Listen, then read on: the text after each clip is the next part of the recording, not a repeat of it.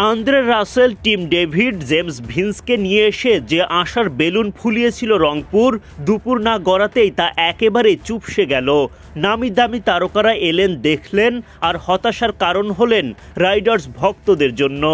ওদিকে খুলনা টাইগার্সের ভক্তরা তো ভেসে গেলেন সুখের সাগরে। সোমবার এলিমিনেটরে মুখোমুখি রংপুর রাইডার্স ও খুলনা টাইগার্স।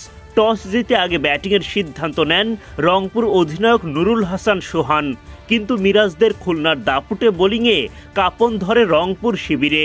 অবিশ্বাস্য বোলিংয়ে মাত্র 15 রানের মধ্যেই 5 উইকেট তোলেন নাসুম, মিরাজ, হাসান মাহমুদরা। বল হাতে খুলনার হয়ে ইনিংস শুরু করেন অধিনায়ক মেহেদী হাসান মিরাজ। ওভারের দ্বিতীয় বলে কপাল পড়ে রংপুরের। সৌম্য সরকারের সাথে জেমস ভিন্সের ভুল বোঝাবুঝি। নন স্ট্রাইক প্রান্ত থেকেই রান আউটের শিকার সৌম্য। রানের খাতা খোলা তো দূরে থাক, কোনো বল মোকাবিলা না করেই বিদায় সরকারের। দ্বিতীয় ওভারে বোলিংয়ে এসে আরেক ওপেনার ভিন্সকে টার্গেট করেন নাসুম আহমেদ। ওভারের শেষ বলে দারুণ একটা ক্যাচ লুফে নেন নাসুম, তাতে বাজে ভিন্সের বিদায় ঘণ্টা। 7 বল খেলে মাত্র 1 রান করে বিদায় নেন এই ইংলিশ ব্যাটার। নাসুম নিজের পরের ওভারে বোল্ড করেন শেখ মেহেদীকে।